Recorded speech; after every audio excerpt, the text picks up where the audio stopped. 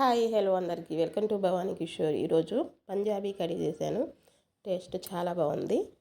ఇది వేడి వేడి అన్నంలోకి అయితే సూపర్ ఉంటుంది. అలాగే ఎండాకాలంలో చేసుకుంటే ఇంకా మంచిది. ఇలాంటి రెసిపీస్ ఎండాకాలంలోనే చేసుకోవాలి. అయితే ఈ సింపుల్ రెసిపీ ఎలా చేయాలి ఏంటి అనేది చూసేద్దాం. ముందుగా ఒక బౌల్లోకి 1 కప్ వరకు పెరుగు తీసుకోవాలి, పుల్లటి పెరుగు.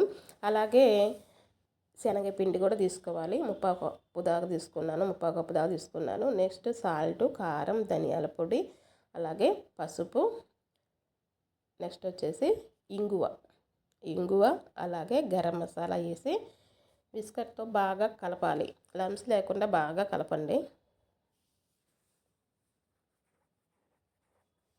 ఇలా బాగా మిక్స్ చేసిన తర్వాత ఇందులోకి సుమారుగా 1 లీటర్ వరకు వాటర్ యాడ్ చేస్తున్నా. ఇలా వాటర్ కూడా యాడ్ చేసిన తర్వాత బాగా కలపాలి, మొత్తం మిక్స్ చేసుకోవాలి. ఇలా మిక్స్ అయిన తర్వాత ఇక నెక్స్ట్ ప్రాసెస్లోకి వెళ్దాం. స్టవ్ మీద కళాయి పెట్టేసి ఆయిల్ వేసుకోవాలి. అలాగే ఆయిల్ హీట్ ఎక్కాక ఇందులోకి మెంతులు, అలాగే జీలకర్ర, ఆవాలు, ధనియాలు, నెక్స్ట్ వచ్చేసి ఎండుమిరపకాయలు వేసి ఒకసారి కలపాలి. అలాగే ఇందులోనే వెల్లుల్లిపాయలు, అలాగే అల్లం సన్నగా తరిగి యాడ్ చేశాను.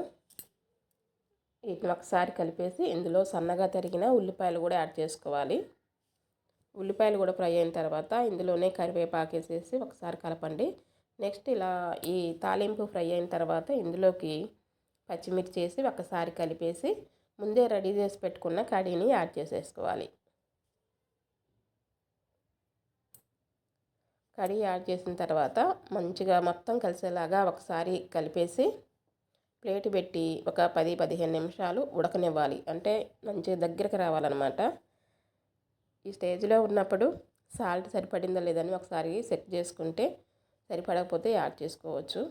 అలాగే ముందే రెడీ చేసి పెట్టుకున్న మెత్తటి పకోడీని కూడా యాడ్ చేశాను. పకోడీ నేను ముందే రెడీ చేసి పెట్టుకున్నాను. చాలా బాగుంటాయి మెత్తటి పకోడీ. అలాగే ఈ మెత్తటి పకోడీ యాడ్ చేసిన తర్వాత ప్లేట్ పెట్టేసి ఒక 2 నిమిషాలు ఉడకనివ్వాలి. మరీ ఎక్కువ అవసరం లేదు, ఒక 2 నిమిషాలు ఉడకనిస్తే సరిపోతుంది మీడియం ఫ్లేమ్లోనే. అంతే, పంజాబీ కర్రీ రెడీ అయిపోయినట్టే. చాలా బాగుంటుంది టేస్ట్. చక్కగా ఎండాకాలంలో ఇలాంటి రెసిపీ చేసుకొని తింటే చాలా మంచిది. మీకు ఈ రెసిపీ నచ్చితే లైక్ అండ్ షేర్, సబ్స్క్రైబ్.